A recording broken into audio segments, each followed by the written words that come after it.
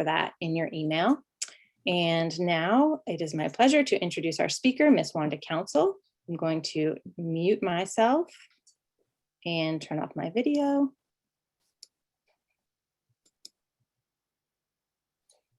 All right.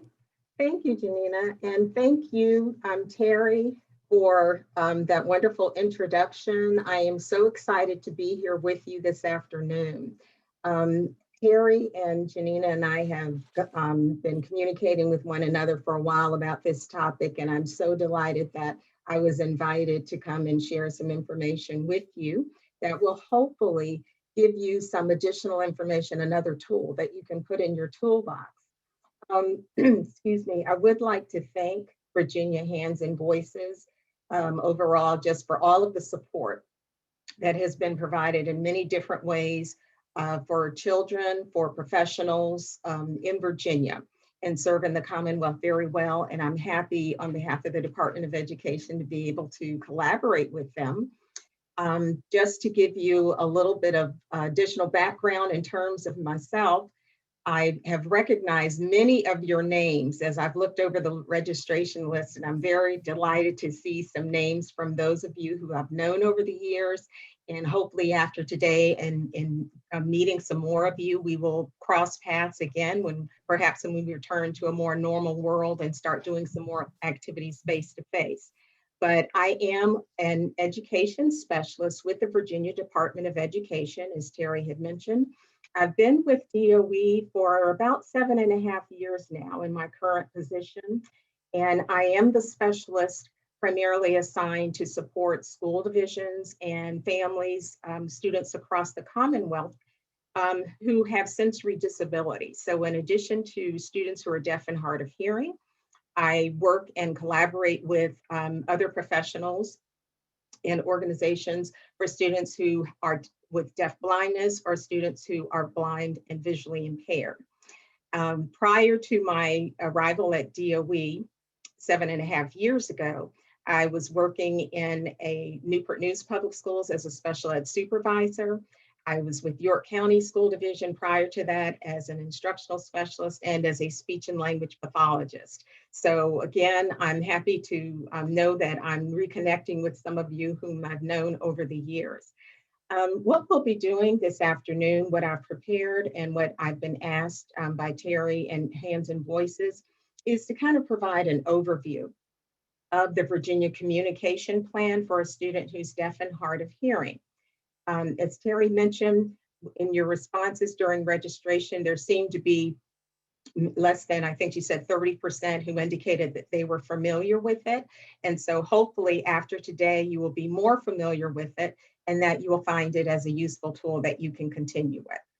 I am going to share my screen for the PowerPoint presentation this afternoon.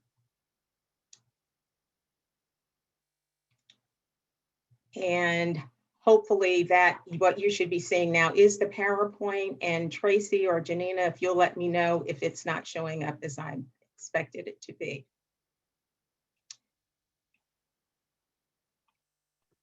Wanda, this is Terry. It looks great. Awesome.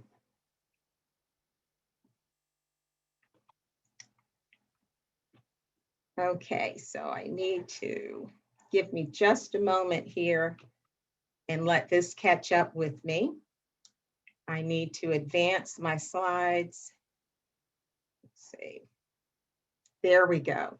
So for the overview, I'm going to talk with you in terms of the Virginia Communication Plan. We'll start by going over the background and purpose of having such a plan available for school division IEP teams to use. Then we'll have an opportunity to look at what might actually be involved in developing a plan for a student who is deaf or hard of hearing. Also, we'll have a chance to look at some guidance documents, some additional resources that we have in Virginia that can help support you in your use of the plan. And then as Terry mentioned, we'll have some Q&A opportunity for some questions and hopefully some answers at the end. So to start with the background and purpose, those of you who have been working in the public schools for a while are probably familiar with obviously the Individuals with Disabilities Education Act, IDEA, of 2004, and also our state regulations that we have in Virginia, regulations governing special education for children with disabilities in Virginia. Both of these pieces of that are not new when it comes to something to in an IEP that are specific to students who are deaf and hard of hearing. IDEA 2004 included language in addition to our regulations in which mirror IDEA.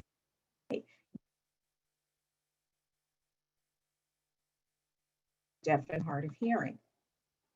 So here is the actual language is IDEA or under IDEA and also Virginia regulations. This citation here, this code right refers to the Virginia regulations. This refers to IDEA.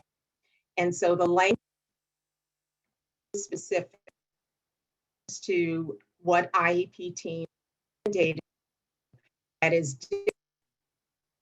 hearing, something that's different from what you might have to consider other students.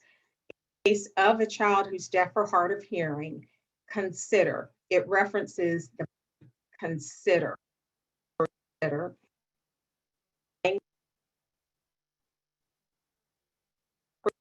For communications with peers and personnel, and the child's academic level and full range of needs, including opportunities for action in the child's communication mode, and consider whether the child requires assistive technology devices and services.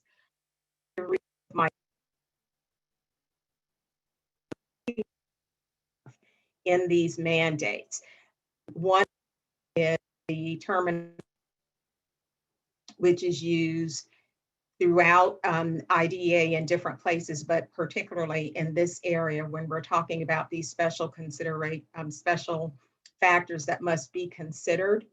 And the other term that I'd like to point out is the word direct, when it refers to direct instruction and direct communication. Those are some key things that you want to keep in mind as far as what this process entails. But from the language, from this information, I want you to think about it. If you just pause for a moment and you can reread it, but I'm going to ask you a question in about 5 seconds with regard to this.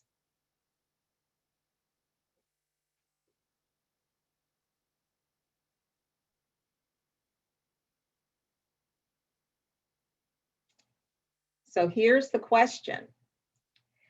Do the federal IDEA and or the state Virginia regulations mandate the development and use of a communication plan for the IEP team's consideration of the special factors for students who are deaf or hard of hearing? So you don't have to, you can respond in the chat if you'd like, but just think about that for a minute. Based on that legislation, does it mandate the development and use of a communication plan?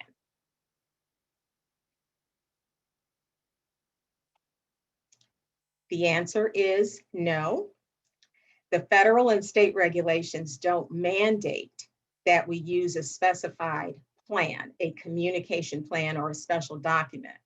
But what the federal and state regulations do mandate is that they mandate the consideration of those special factors as part of the IEP development and review process. So that was one of the questions that's been asked, and it's actually something that's been asked of me, you know, in terms of inquiries that come to me through email or through a phone call, as to whether or not a school division has to have an actual plan.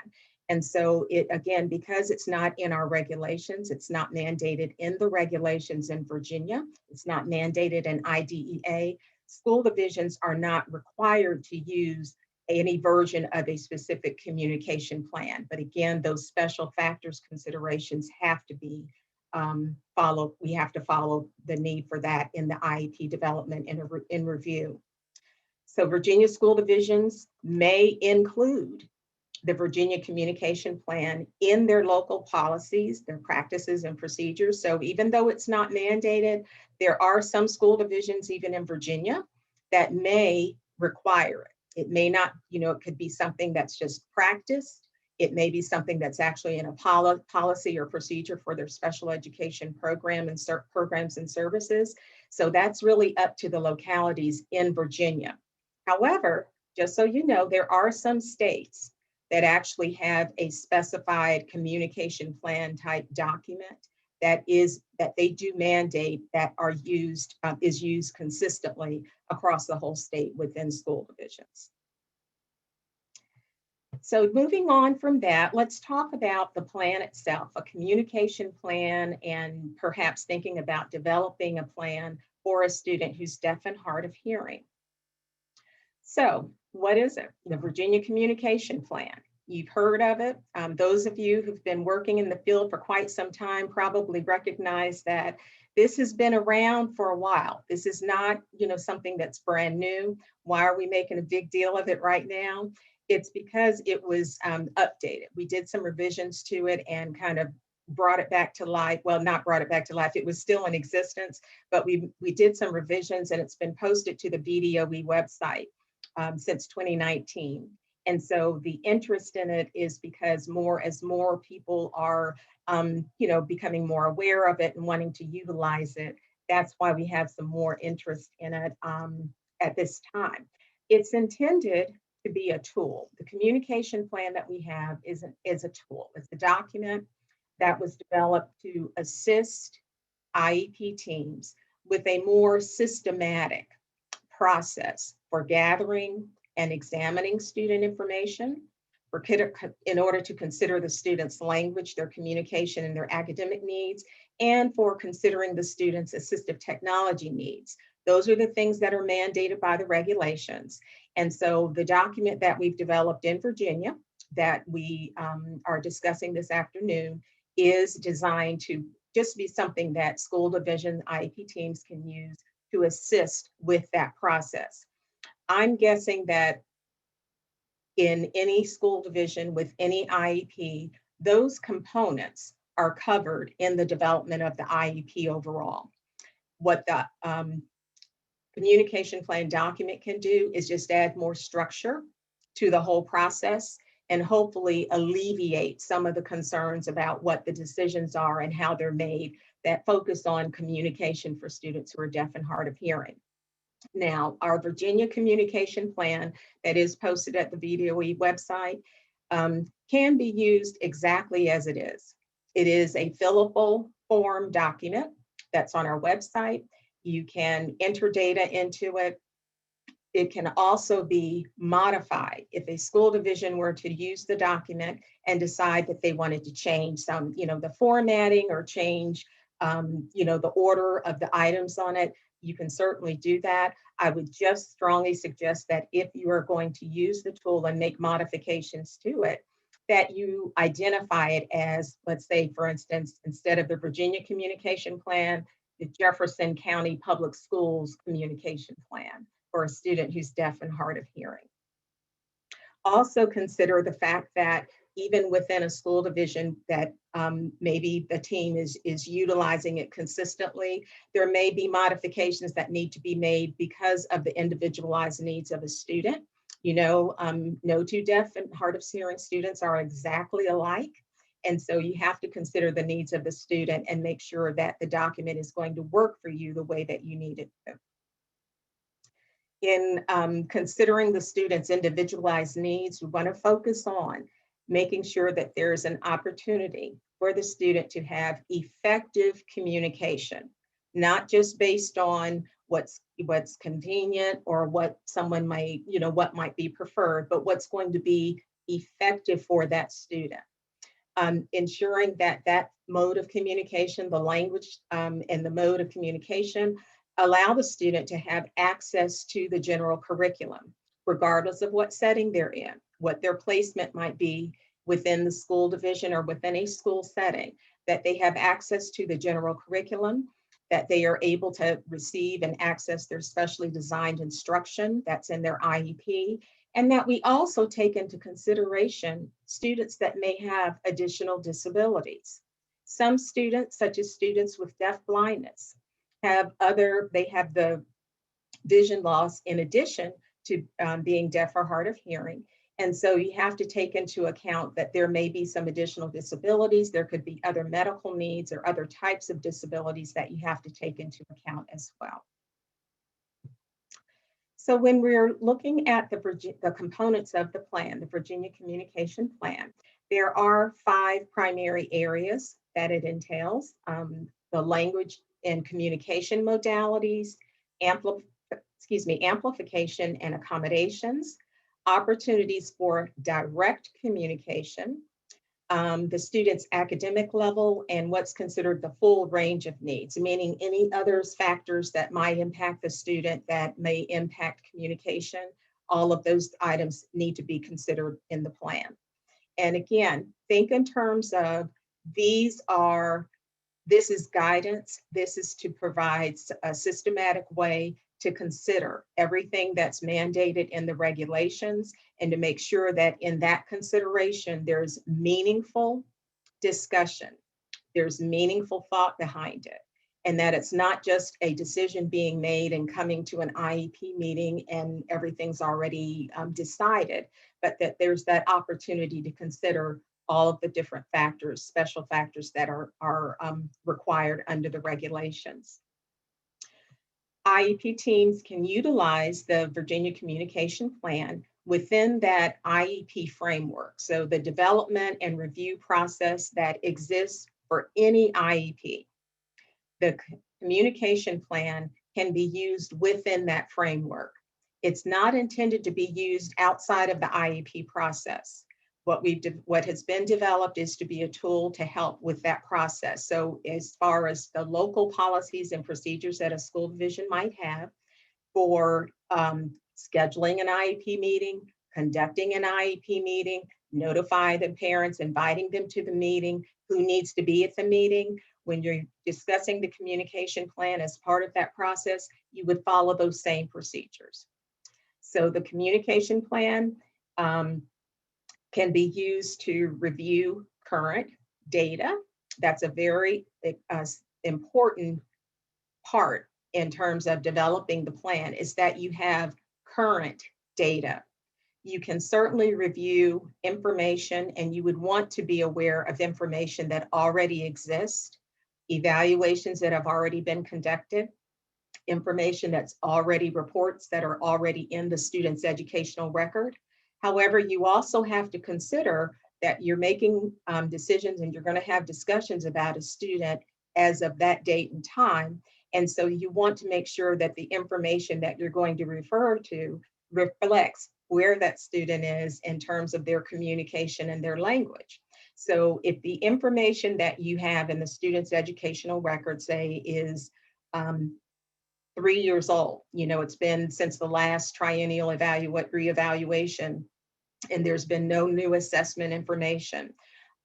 If there's limited observational data, limited data collection that you would be able to draw upon, that might be a point that needs to be discussed to consider what information you might need in order to make sure that you're going to be able to review current data. You would need to discuss the strengths and needs of the student, and then document the information in the IEP. So the information that's gathered through going through this process can be used in the present level of academic achievement and functional performance, in the special factors considerations section that is on most IEPs, and in the prior written notice. That is meaning that once you have made decisions, you've had your discussions, you've made decisions, that the parents are given, they are provided the prior written notice regarding the considerations, and especially if there's anything that has been recommended by the IEP team or proposed, that the parent, or if the parents are requesting something that is different or are not in agreement, you want to make sure that you have an opportunity that following those discussions that you can document in the prior written notice. The communication plan allows you to plan supports that would be needed for the student. And with the implementation of services also allows for you to be able to review and monitor the student's progress.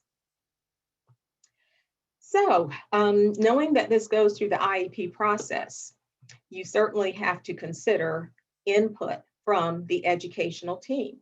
And that includes general and special ed teachers. And with students who are deaf and hard of hearing, certainly you want to make sure that the teacher of the deaf and hard of hearing is a participant.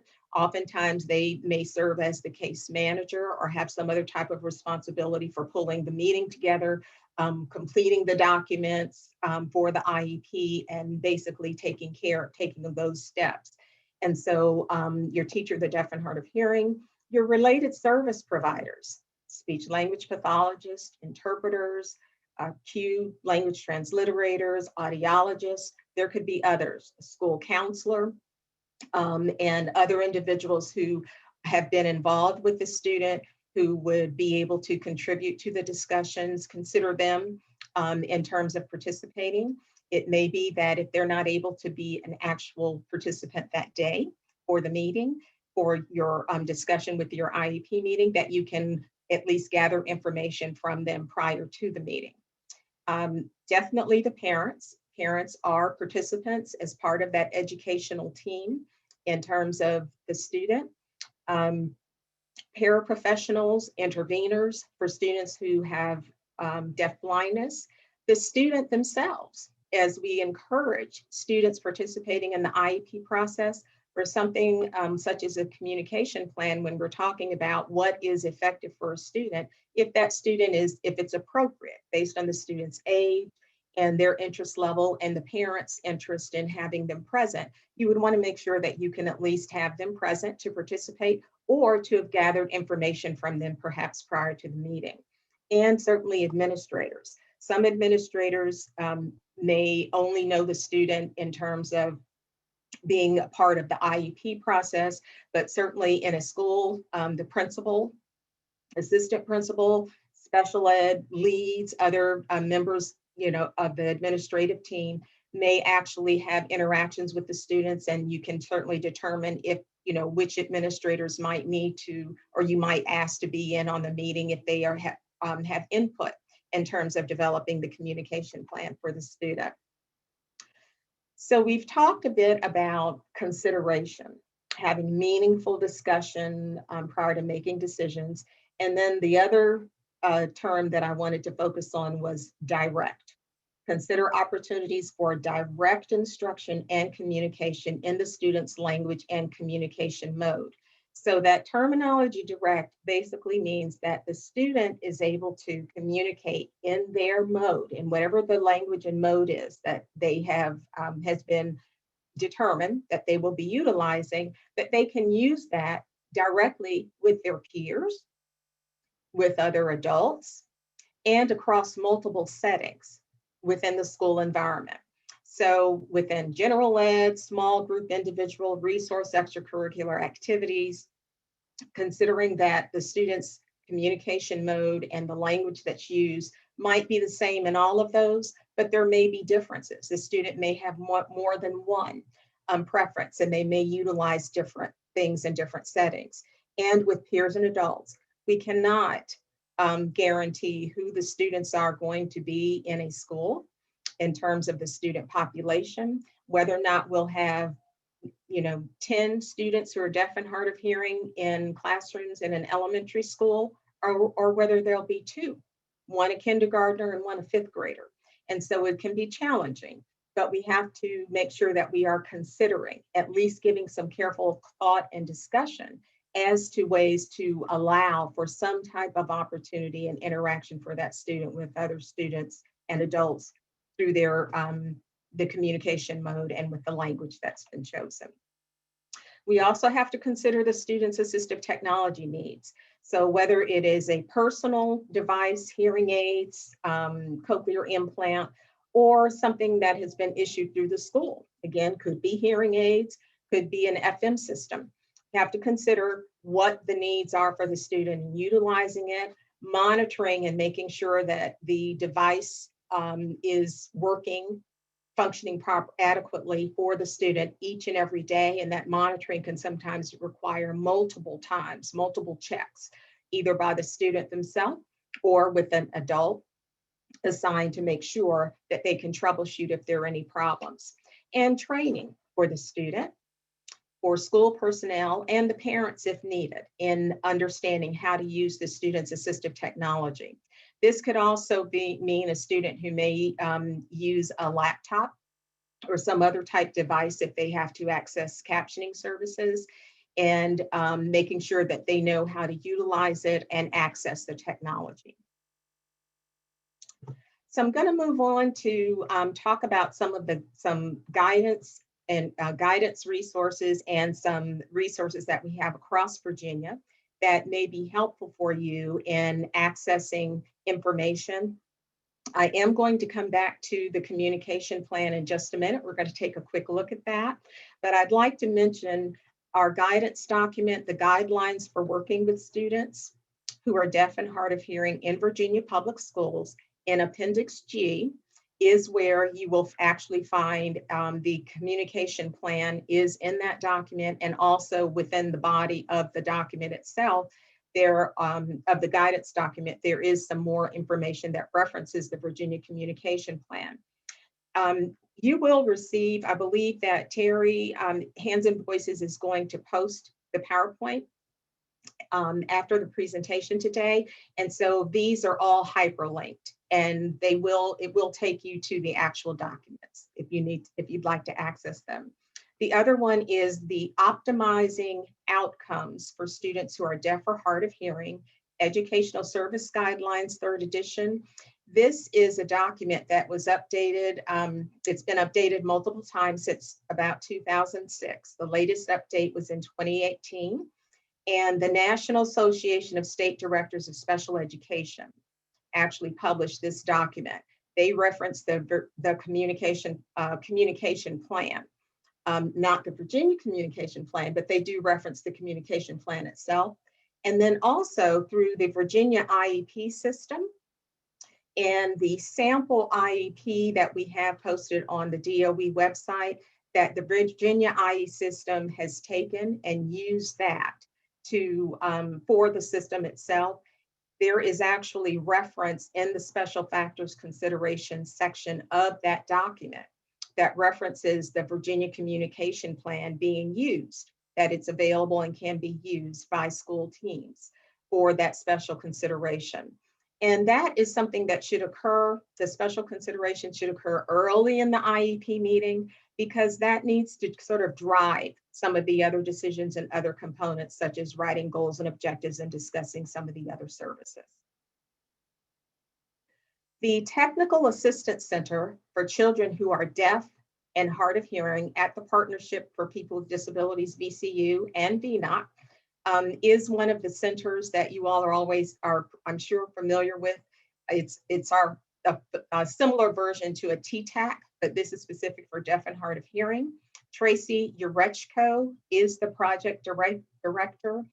And I wanted you that just as of, I believe, a week ago, through Tracy's work and collaboration with some teachers of the deaf and hard of hearing in Virginia, they have actually been able to initiate some social groups, some virtual social groups. This is another one of those great things that has come out of our COVID-19 situation, but virtual social groups that will actually, or have actually allowed students from school divisions, not all within the same school division, but students from several school divisions being able to come together and to have some social time virtually under the guidance of Tracy Urechko and teachers of the deaf and hard of hearing, to have discussions on specific topics that are appropriate for their grade level group. So an elementary group, a middle school group, a high school group.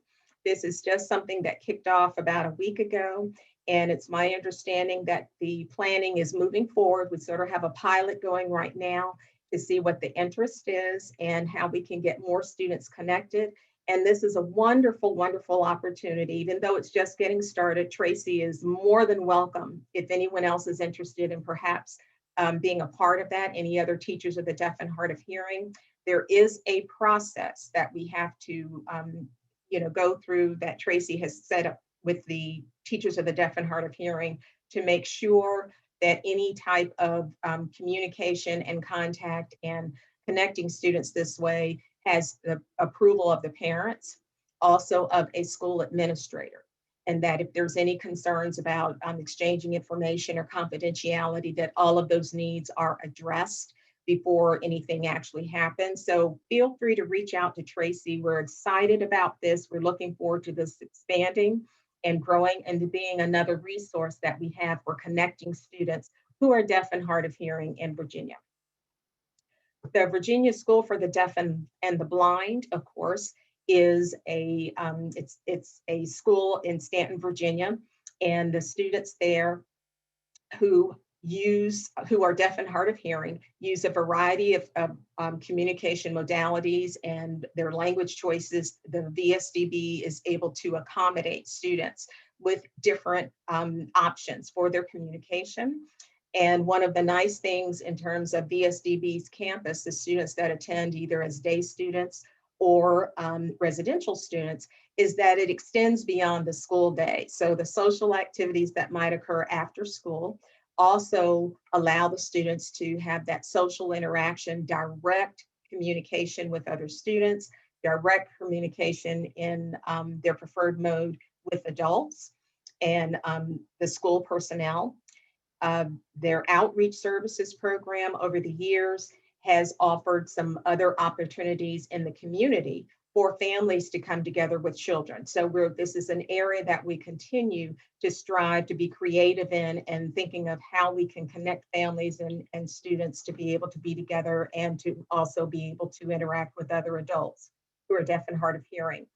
The Virginia Project for Children and Young Adults with Deaf Blindness offers support to school divisions in terms of students that are dual sensory impaired. And so Ira Padai, who is the project director, should you have any questions, feel free to reach out to Ira, and she can assist with providing information. She and her team can assist with providing information and some resources for any of your students in terms of, say, developing a communication plan around them being deaf and hard of hearing. She can certainly, Ira and her team can certainly assist with that. The Virginia Department for the Deaf and Hard of Hearing is a state agency that we collaborate with in terms of our our evaluations for the educational interpreters, the process that interpreters go through in terms of the VQAS or the EIPA, to make sure that we have qualified staff in those roles within the schools. So you can certainly reach out to VDDHH. Of course, as a state agency, they offer other services as well for the deaf community. And Eric Raff is the director. And then the Virginia Hearing Aid Loan Bank.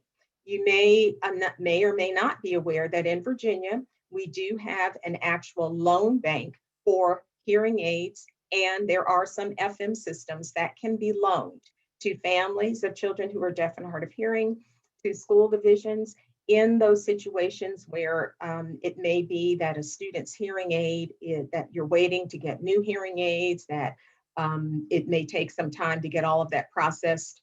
The family might be waiting to get it processed through their insurance to purchase the hearing aids. The Hearing Aid Loan Bank can actually provide loaner hearing aids. That involves coordination through an audiologist office, but it allows for about a 6-month period to be able to loan hearing aids for a student.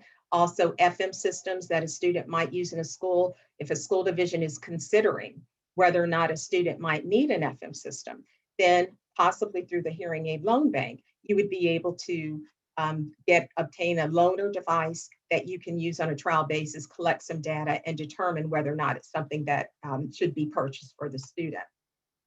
Our Accessible Instructional Materials Center in Virginia offers accessible instructional materials. Even students who are deaf and hard of hearing may need visually If they're going to be using captioning services and they need text and documents in an alternate format that might require them to have things downloaded and provided in an accessible file, our Accessible Instructional Materials Center can assist through that. And then we have our Educational Interpreter Regional Professional Development Program that provides professional development, training, workshops, mentoring to Virginia educational interpreters to continue to support and ensure that those interpreters, that those individuals meet the qualifications that are in our regulations for interpreters working for deaf and hard of hearing. I am going to circle back and I am going to pause and pray. Virginia Communication Plan will open. It looks like it's cooperating.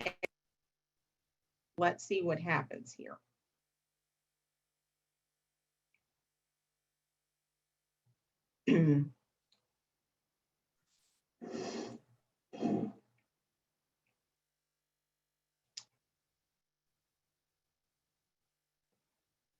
Let me do this. I'm going to do it differently. I'm going to stop and go back in and see if I can pull that.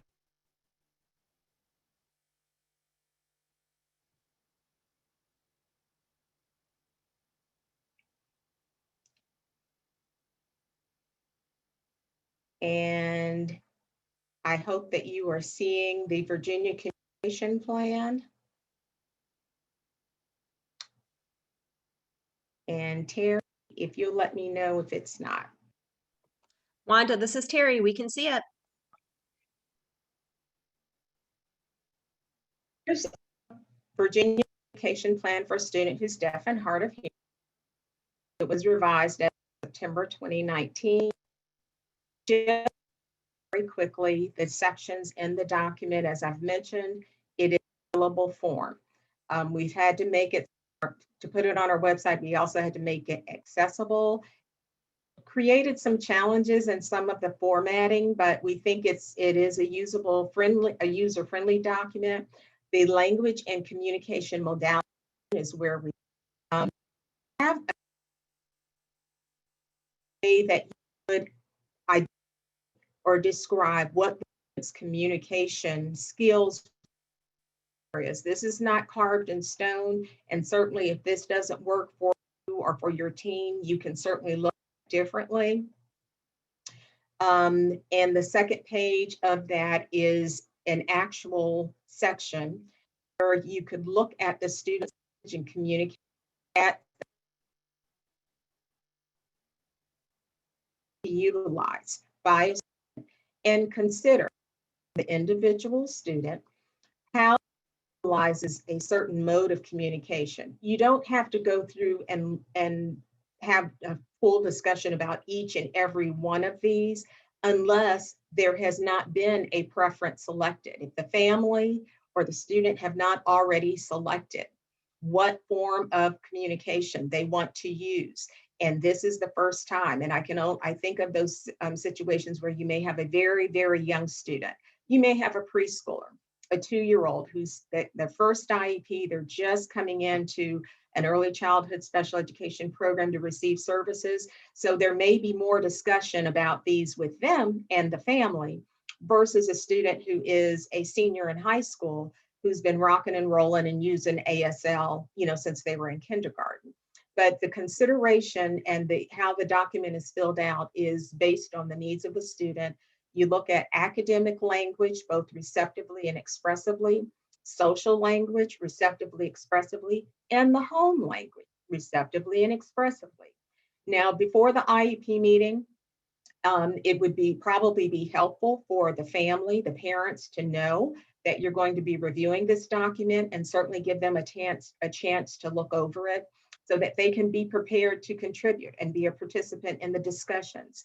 Other team members can certainly review the document and indicate where they might determine that the student is in terms of their skill levels for whatever mode of communication they're currently using or you are anticipating that they might be using.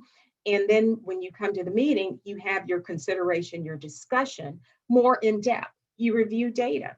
You have discussions about the data. And try to reach consensus about what all of that means. There may be differences between what's seen academically and socially in school versus what's being seen at home. That could happen, but we also have to consider two different environments. The need for the language, the need for that mode of communication could vary, but this is a tool. Again, it's a tool. You can use it to help support that process. There's, areas that allow you to summarize the students' general language skills, talking about the language used in the home, the mode of communication, how effective it is for the student with the family and caregivers, how effective it is with the student and their peers, and if not, what is interfering with that.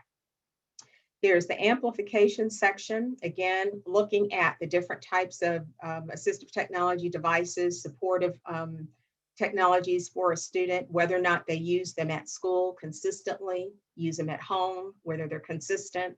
And so again, to guide the team in understanding what the student's needs are.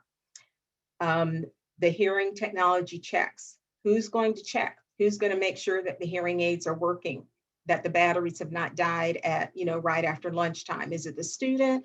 Is it another staff member? What happens if the teacher or that staff member is out? Whose responsibility is it? Allows opportunities for that. What is the student's level of independence in using that type of technology? Any assistive devices or services that the student might need, caption media, card, visual alerts and alarms for safety in the school, interpreting, transliteration. Does the student need an interpreter full time? Do they need them in every class and every setting? And then there's always an other to consider anything else. Is there an alternate plan in place? Hopefully there is, in terms of when someone is absent. If the interpreter is absent, how will communication occur for this student? So again, these are things that you probably have had discussions about. This is a document where you can actually have that information recorded, use it to guide the development of the IEP, and make it a part of the student's record. If you leave as a teacher of the deaf and hard of hearing, if you leave or the student moves to another place in Virginia, having this information available will be very helpful for the team so that they'll have it to start with when they review the student's IEP. Opportunities for direct communication. Now, please understand, opportunities for direct communication is not a guarantee that there's going to be another student in the student's classroom using the same language and mode for the student to communicate with on a regular basis. Maybe and may not, but there's a need for IEP teams and families to be creative in thinking of how that might occur.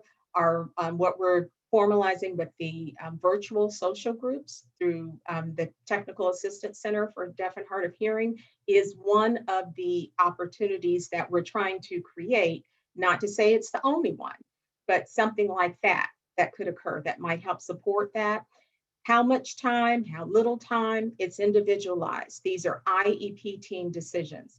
Opportunities for communication with professional staff and other school personnel, ensuring that the student can communicate, directly with peers, and also with deaf and hard of hearing role models. Is there another person? Are there other adults in the school? Could be the interpreter, could be a paraprofessional that might be able to communicate in the same mode of communication for the student, and any other support services that might be needed. The student's academic level, is the language and communication, are there skills where they need to be for the student to be able to access the grade level curriculum and make progress in that?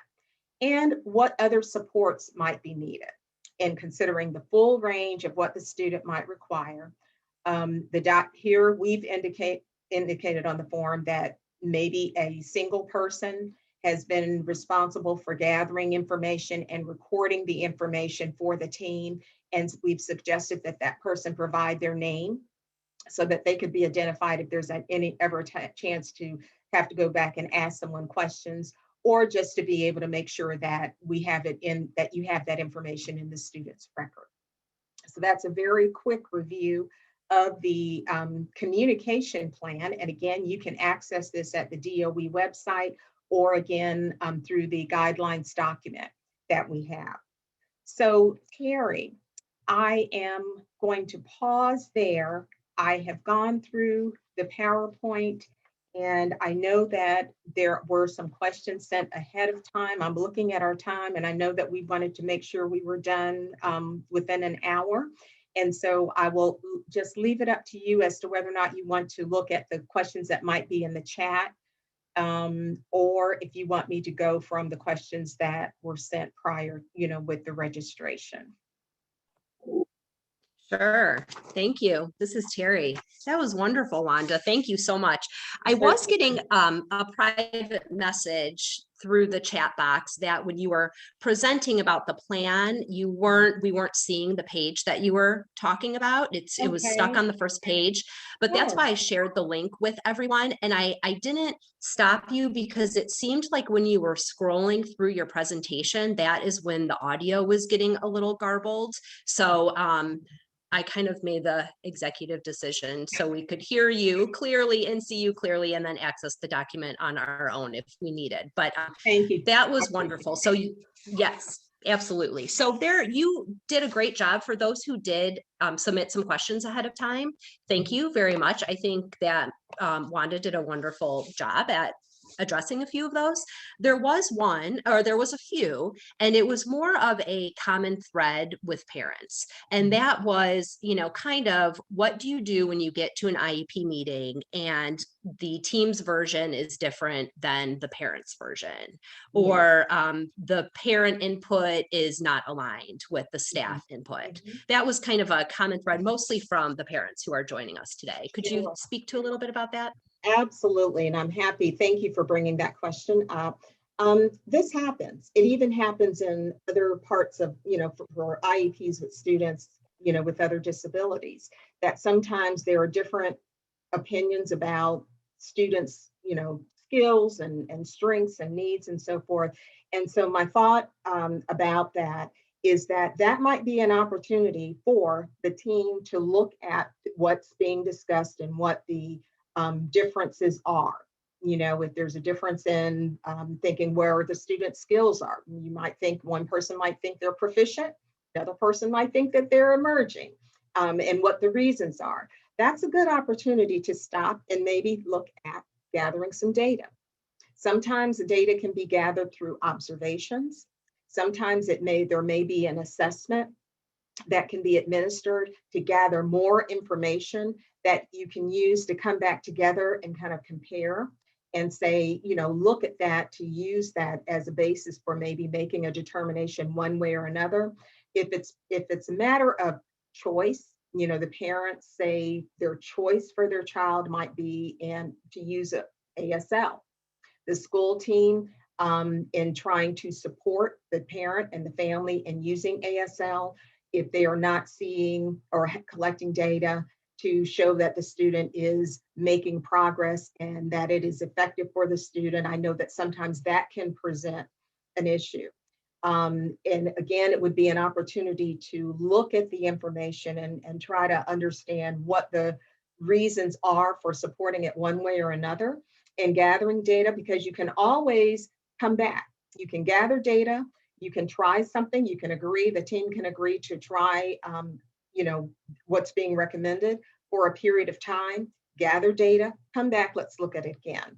But it has to be based on information that has been gathered through some type of data, is what I would say is probably your best opportunity for being able to get everyone together, because IEP meetings and IEP teams are supposed to reach consensus. It's not voting one way or the other, it's reaching consensus. So I think that's probably a good way to help support that process.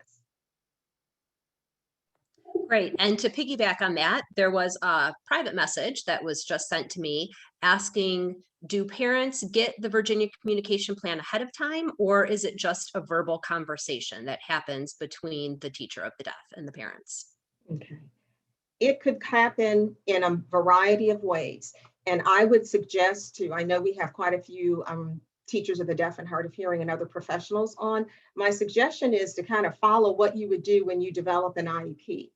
how do you get information from the parent in general in developing an IEP, not just for the communication plan, but if you're going to, we have to make sure that parental concerns are taken into consideration. So there may be a school, there may be a team, there may be a teacher, the deaf and hard of hearing, that calls the parent and talks with the parent.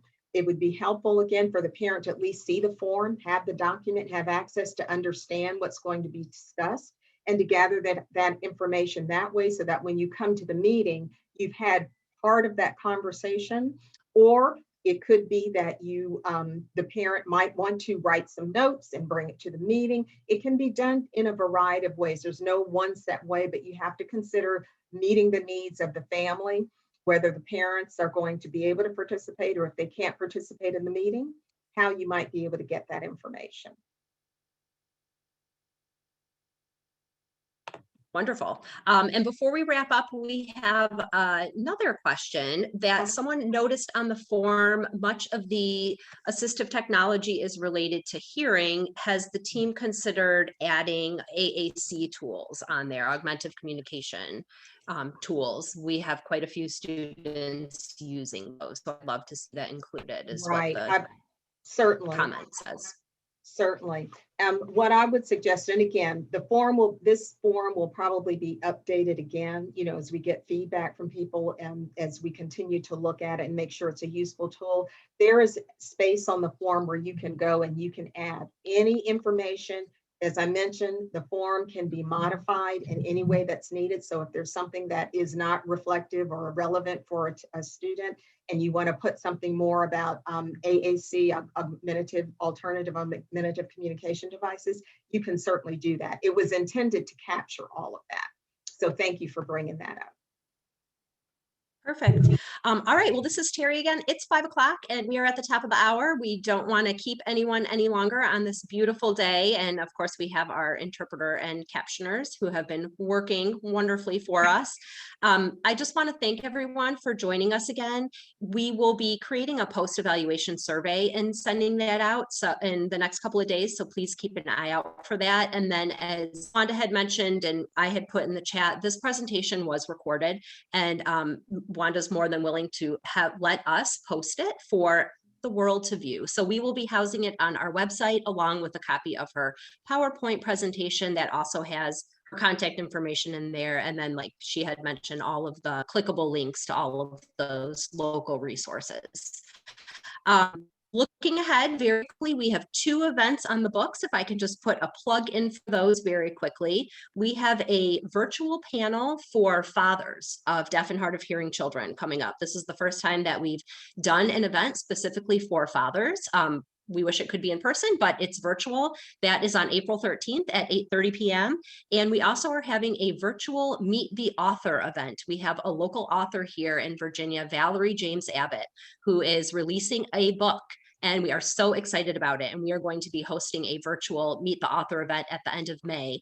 All details and registration information can be found on our website, which is VAHandsandVoices.com.